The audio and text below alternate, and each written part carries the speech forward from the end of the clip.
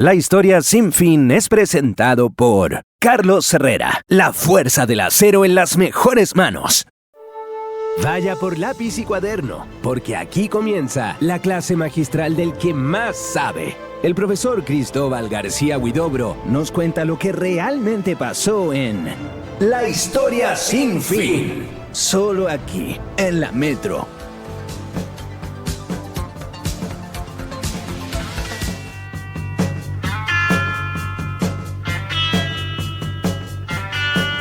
Qué gran canción de Creedence.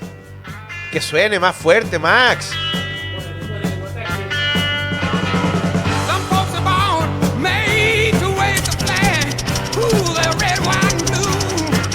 Suenan los UH1H Bell. Ustedes lo saben. Y pensé que estos gallos terminaron tan peleados entre sí. Pero no importa, nos dejaron un gran legado musical. No es que le vayamos a dedicar el programa de la historia sin fin a Creedence Clearwater Revival, aunque no sería mala idea más adelante, pero no, hoy día tenemos esta canción que nos acompaña porque el capítulo de hoy tiene que ver con la guerra de Vietnam. El capítulo de hoy, damas y caballeros, vamos a hablar de la ofensiva del Tet, el año nuevo vietnamita, acá en La Historia Sin Fin. Y no se olviden, les mando un gran saludo a todos los que nos ven a través del canal 194 de Zapping, también a todos los que nos ven y nos están viendo ahora a través de las señales de streaming de la radio, la metrotv.cl, la metrofm.cl y la Metro TV, nuestro canal de YouTube. Hice una mezcla ahí de las señales de streaming, también a través de las señales de la radio de Arica Punta Arenas y, por cierto, a través de nuestro Spotify, a través de nuestro podcast de La Historia Sin Fin. Hoy día, muchas gracias. Muchas gracias. Vamos a hablar efectivamente de la ofensiva del Tet, que en el fondo va a cambiar buena parte de las estrategias durante la guerra de Vietnam. A ver, a finales de 1967, la guerra de Vietnam atravesaba una situación bien notable. En el plano militar, Estados Unidos mantenía una presencia formidable en Vietnam del Sur. Era a través de sus famosos, ¿cómo era que le llamaban? Military advisors, así como consejeros militares, pero tenía en el fondo soldados peleando junto con los soldados de Vietnam del Sur, y efectivamente tenía una estrategia de desgaste que estaba produciendo buenos resultados. De hecho, el general William Westmoreland, el jefe del mando militar estadounidense en Vietnam, señalaba que el enemigo comunista que estaban peleando, el Vietcong en el fondo, estaba debilitado y que la guerra por fin comenzaba a inclinarse a favor de Washington y también del gobierno de Vietnam del Sur, con su capital en la ciudad de Saigón.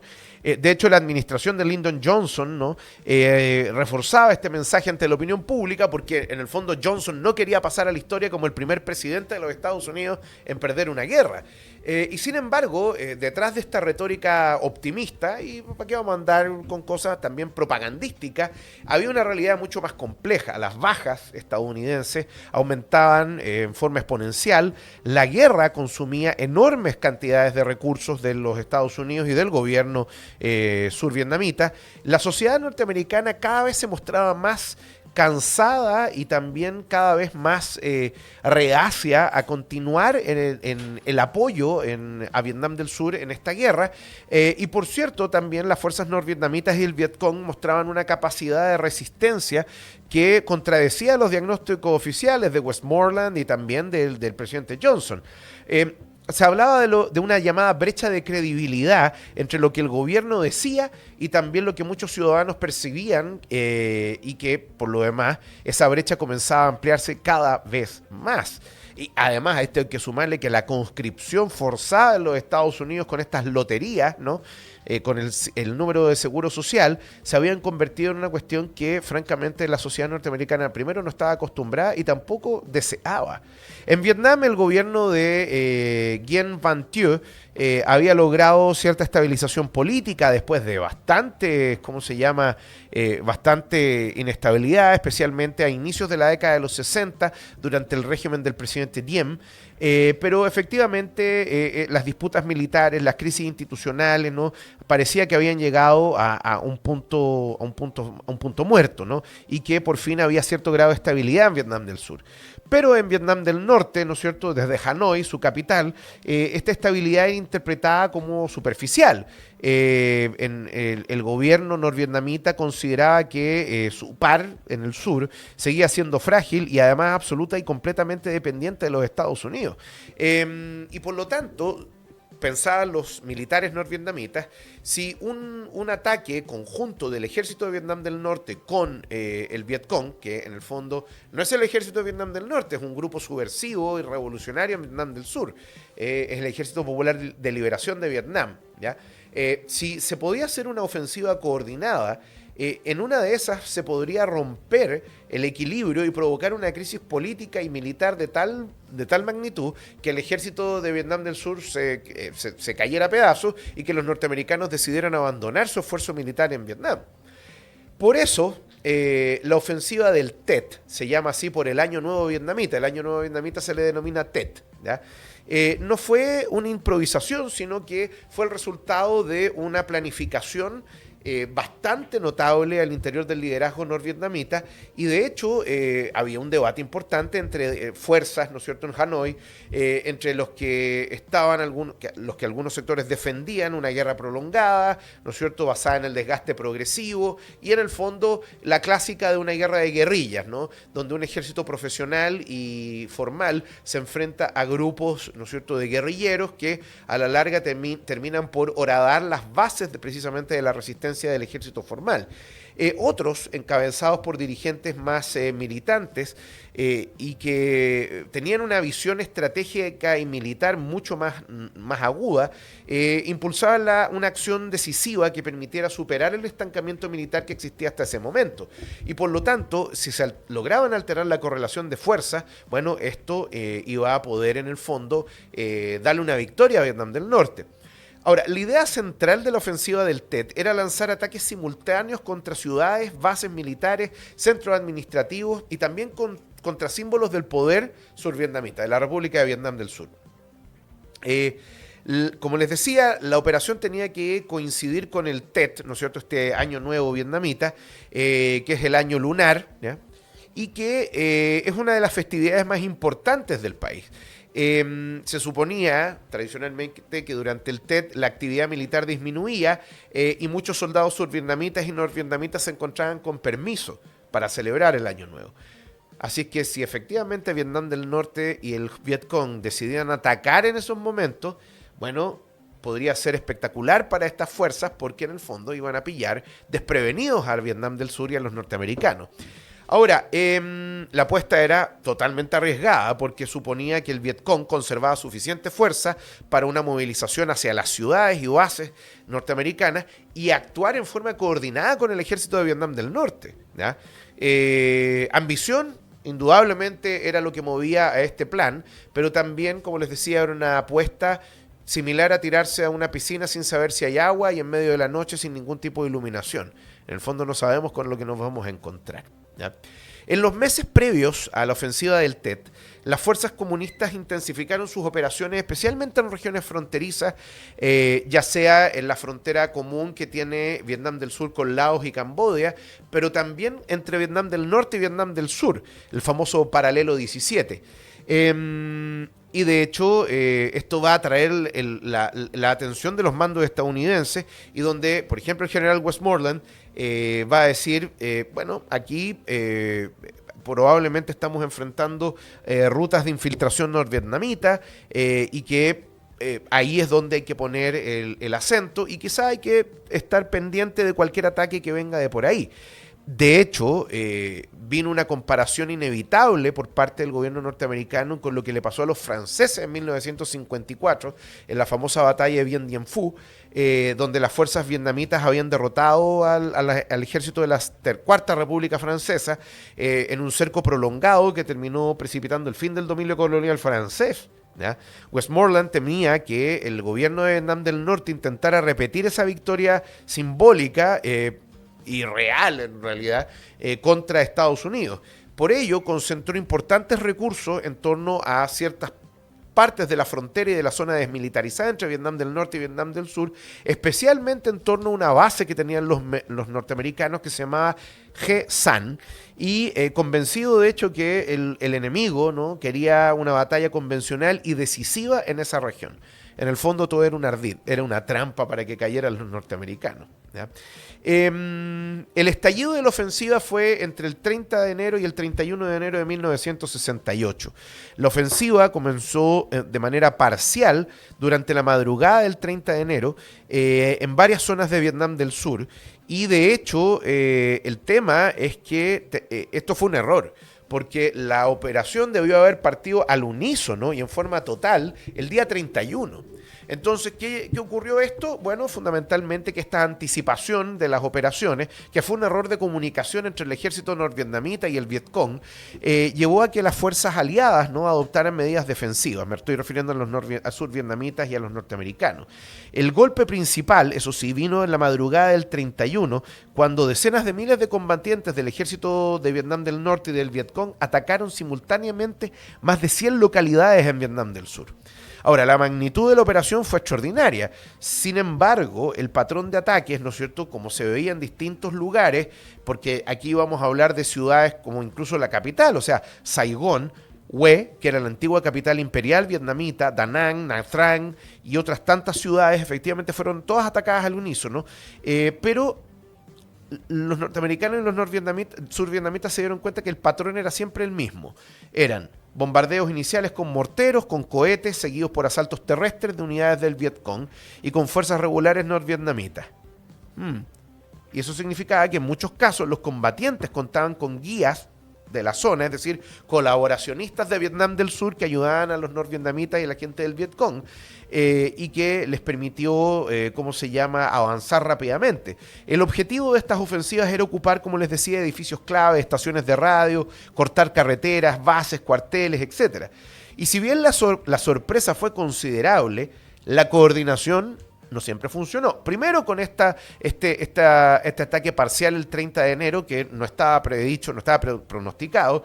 Y en segundo lugar, donde en varias ciudades los ataques fueron repelidos en pocas horas. Y el levantamiento popular que esperaban los norvietnamitas y el Vietcong nunca llegó. Porque esperaban que la ocupación estadounidense y el gobierno survietnamita fuera tan impopular que la gente saldría a las calles a apoyar al Vietcong y a pedir la unificación con Vietnam del Norte. No funcionó. También esperaban que el ejército survietnamita desertara en masa precisamente por la sorpresa, cosa que tampoco ocurrió.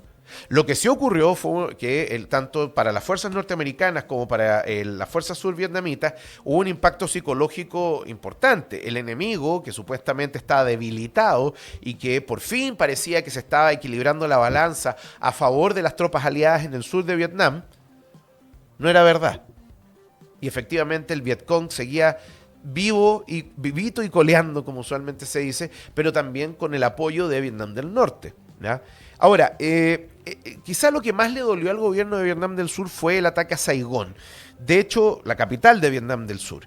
El Estado Mayor survietnamita, ¿no es cierto?, vio que cómo se atacaban distintos objetivos, muchos de ellos de alto valor político y también simbólico. Por ejemplo, el Palacio de la Independencia, que es el palacio de gobierno en Saigón, la sede del Ministerio de Marina, Radio Saigón y también la Embajada de los Estados Unidos fueron atacadas por el Vietcong.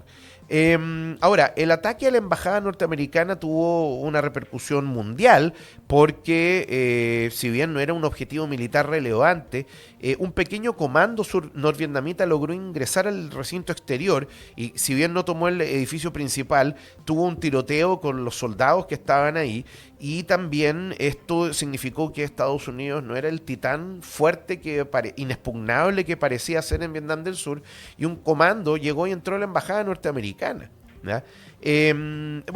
Efectivamente en Saigón de hecho se producen algunas de las escenas más notables de lo que fue en el fondo la invasión del Vietcong, y hay una foto que si quieren pueden verla. Es una de las fotos más notables de la guerra de Vietnam. Hay varias, todas terribles por lo demás. Había un combatiente que se llama Nguyen Van Lem, ¿no es cierto?, y que es mandado a ejecutar por el general Nguyen Ngoc Lan. Y de hecho es él mismo el que lo está ejecutando con una pistola en la cabeza. Es una foto que dio la vuelta al mundo. ese instante se transformó en un ícono de la brutalidad del conflicto en Vietnam del Sur. Bueno, como les decía, el combate se dio a lo largo y ancho de Vietnam del Sur. De hecho, Westmoreland tuvo cierta razón porque mientras habían ciudades que estaban ardiendo por la guerra, ¿no?, y por el ataque, en Khe Sanh, donde se había concentrado una enorme cantidad de efectivos, ¿no es cierto?, y que era defendida por marines estadounidenses y fuerzas survietnamitas, fue sitiada. Efectivamente, como Dien Bien Phu en el año 54, Khe Sanh lo fue durante la ofensiva del Tet.